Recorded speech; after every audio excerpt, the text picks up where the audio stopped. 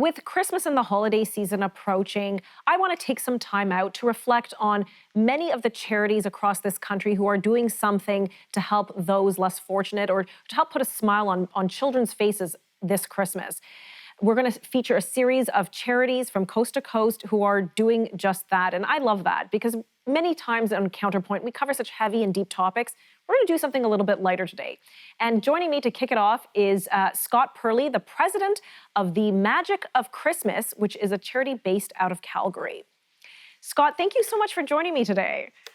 Thank you for having me. Please tell us, what is the Magic of Christmas? So Magic Christmas is a pretty amazing little charity. Started in 1983 in Calgary by a man named Bob Johnson. And he wanted to show his kids that that Christmas was more than just about gifts and toys and stuff like that, but it's helping some other people and making sure they know people believe that, or believe in Magic of Christmas.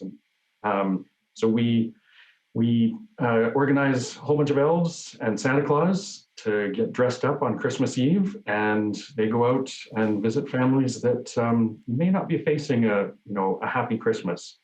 And so we visit families that either through financial issues or even just a sad time. So we come out and visit those families. So last year we visited 800 families, all on Christmas Eve. And we bring toys and gifts and singing and silliness and food hampers and just a little cheer. Wonderful. And I'm sure the families are delighted to have someone think of them and come and bring that smile. Obviously things are different than probably when you started in 1983. The COVID situation, which I'm sure last Christmas we thought, oh, we'd be done by that and things will go back to normal. Well, they clearly aren't.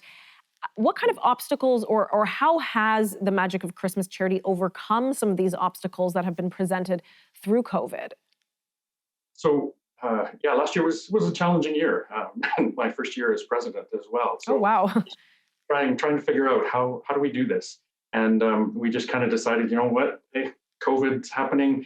We still need to bring people some cheer. So we actually had some of our costume angels making special masks for Santa Claus as well. So Santa and the elves would just kind of still visit from the street. So more like a delivery service, but they would come and deliver some gifts and then kind of step back and be able to still sing some carols. That singing still carries over that 2 meter distance.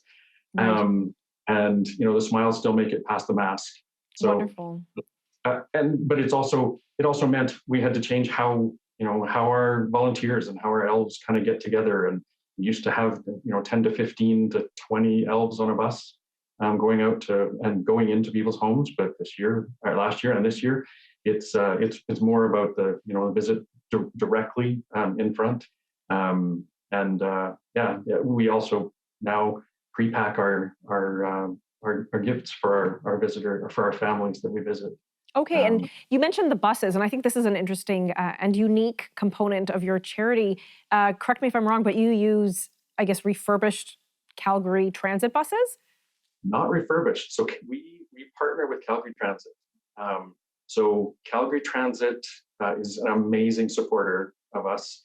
They donate the use of 26 buses on full-size Calgary Transit buses on Christmas Eve, and all of so the buses go out twice each night. So they go out at 7 a.m. or some of them leave. The first bus leaves at 7 a.m. The last bus leaves at 5:30 p.m. For about a 6.5 hour shift. Oh, wow. And so all of the drivers donate their time as well. And many of them now they've volunteered many years in a row. And they bring their families too. They all get dressed up as elves and they go out. And it's actually a really special thing because generally, a bus won't be going along a cul-de-sac. So it draws a good amount of attention. And in past years, all the kids come rushing up to the bus and want to see Santa Claus. And even adults come out their doors and what is a bus doing here on my street? This narrow street that a bus should not be down. Yes. And last year we had so much snow 2 days before Christmas that most buses got stuck in the snow, and it's amazing seeing people coming out to try and help. And okay. unfortunately, we only have a few seconds left, but please tell, where can people go if they want more information on helping out? themagicofchristmas.org. Okay, Scott, thank you so much, and all the best to all Santa and his elves this Christmas. Thank you very much, Tanya.